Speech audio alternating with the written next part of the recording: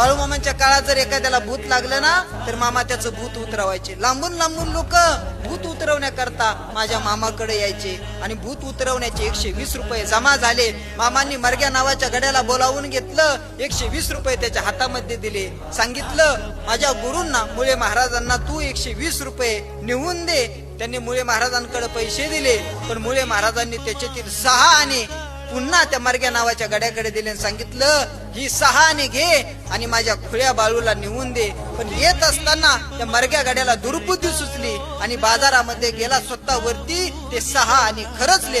पण दुसऱ्या दिवशी त्याच्या डोक्यामध्ये गाठ आली. गाठ इतकी जबरदस्त आली. शेवटी माझ्या मामाचं खाल्लंय हो. ऐका ना, मोठमोठ्या वैद्यांकडे गेला सुद्धा गाठ बरी झाली नाही. डॉक्टरांकडे गेला, गाठ बरी झाली नाही. शेवटी मामांकडे आला आणि मामांचा पुढे हात जोडले. सांगितलं मामा मला माफ करा, मामा मला माफ करा, माझं चुकलं. मामाने त्याला हाकलून दिलं आणि शेवटपर्यंत ती गाठ काय बरी झाली नाही. शेवटी त्याला मरावं लागलं.